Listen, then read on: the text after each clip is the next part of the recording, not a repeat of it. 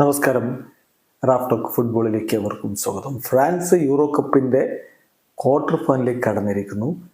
ഒറ്റ ഗോളിന്, അതും ഓൺ ഗോളിന് ബെൽജിയത്തെ മറികടന്നുകൊണ്ടാണ് ഫ്രാൻസിൻ്റെ ഈ മുന്നോട്ട് പോക്ക്.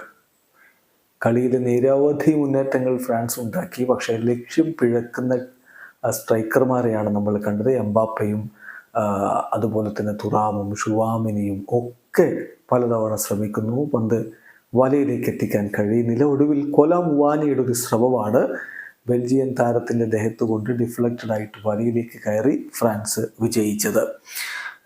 വെർട്ടോൺഹനാണ് ആ ഒരു ഓൺ ഗോളിൻ്റെ നിർഭാഗ്യം പിടികൂടിയ ബെൽജിയൻ താരം.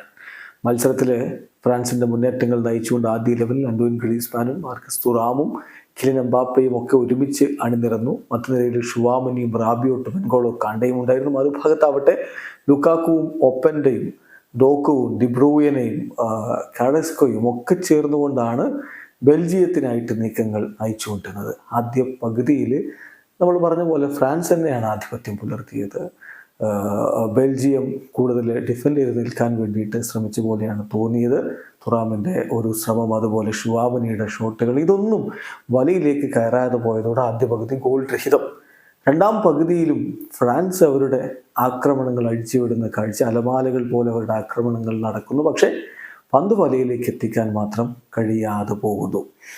എംബാപ്പയ്ക്ക് കിട്ടിയ അവസരങ്ങൾ ബാറിന് മുകളിലൂടെ അടിച്ചു പറത്തിയത്, അങ്ങനെയൊക്കെ കാര്യങ്ങൾ പോകുന്നു. 80 മിനിറ്റ് കഴിയുമ്പോൾ ഡിബ്രൂയനയുടെ ഒരു ശ്രമം ബെൽജിയത്തിന് വേണ്ടിയിട്ട്, പക്ഷേ ഗോൾ കീപ്പർ അത് തടഞ്ഞിരുന്നു.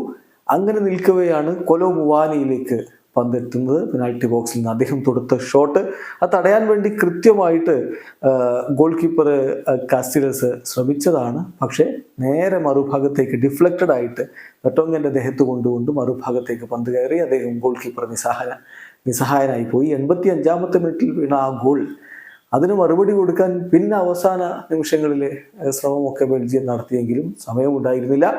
ഒറ്റ ഗോളിന് തോറ്റുകൊണ്ട് ബെൽജിയം പുറത്തേക്ക്.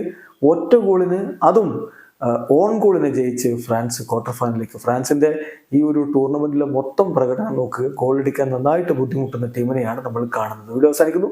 ഫുട്ബോൾ ലോകത്തെ കൂടുതൽ വിശേഷങ്ങളുമായി റാഫ്ടോക്സ് എത്താം.